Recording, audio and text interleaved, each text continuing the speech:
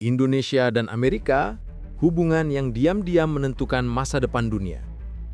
Di tengah hiruk-pikuk geopolitik global, seringkali perhatian publik tertuju pada dua kutub besar, Amerika Serikat dan Cina. Tetapi ada satu negara yang tidak banyak disadari justru menjadi pemain kunci bagi keduanya, Indonesia. Pertanyaannya, mengapa Amerika semakin mendekati Indonesia? Dan apa yang membuat hubungan ini begitu strategis di era modern? Mari kita buka ceritanya. 1. Indonesia, negara penting di jalur ekonomi dunia. Dari luar, Indonesia terlihat sebagai negara berkembang yang sibuk membangun. Namun dari sudut pandang Washington, Indonesia adalah penjaga salah satu jalur laut tersibuk di dunia, Selat Malaka. 40% perdagangan global lewat sini. Demokrasi terbesar ketiga di dunia, negara muslim terbesar yang moderat dan stabil, kekuatan ekonomi masa depan dengan pasar 280 juta jiwa. Amerika melihat Indonesia sebagai mitra jangkar untuk menjaga stabilitas Indo-Pasifik. 2. Amerika butuh mitra yang tidak ekstrim.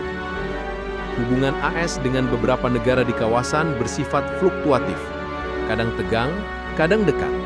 Sementara Indonesia tidak memihak secara ekstrim, tidak tunduk pada satu kekuatan besar, dan tidak mudah ditekan oleh negara manapun. Posisi non-blok modern ini sangat menarik bagi Amerika. Karena pada dasarnya, Washington butuh negara yang berdaulat, stabil, dan punya pengaruh besar di Asia Tenggara. Indonesia memenuhi tiga-tiganya. 3. Kekayaan mineral yang dicari dunia.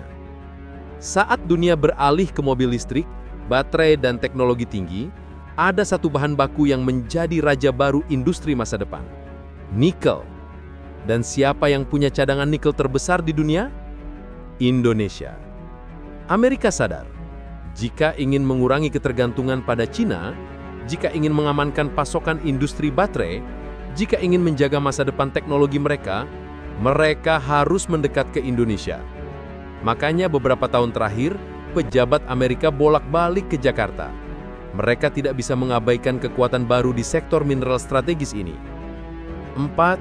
Indonesia itu penentu cuaca di ASEAN.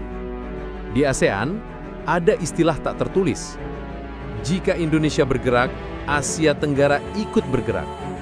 Amerika memahami bahwa untuk melawan pengaruh Cina, untuk menjaga stabilitas kawasan, serta untuk mendorong kerjasama ekonomi, mereka tidak bisa hanya mendekati negara kecil.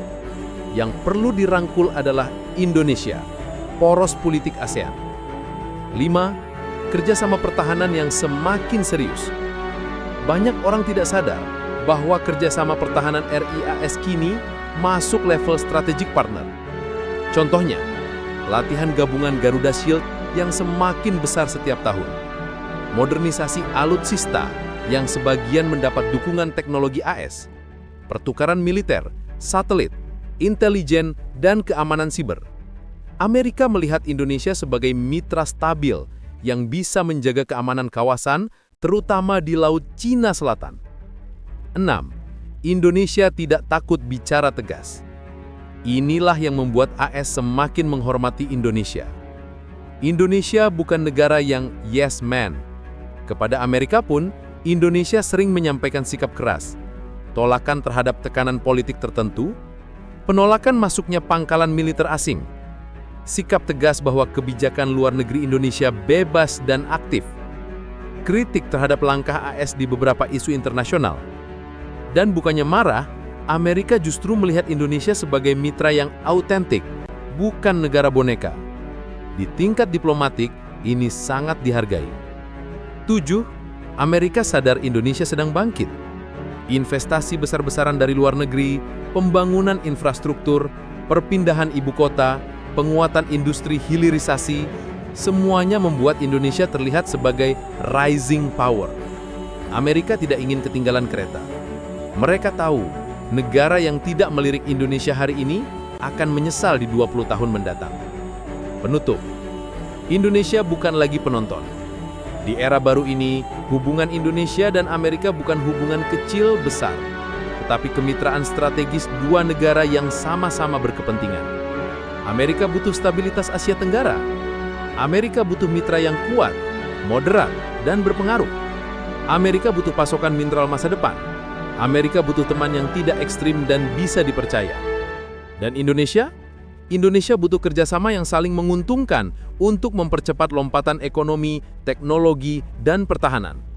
Hubungan ini tidak akan bersifat tunduk atau dominan, tetapi hubungan dua kekuatan yang saling menghormati. Era baru itu sedang dimulai, dan Indonesia berada di pusat perhatiannya.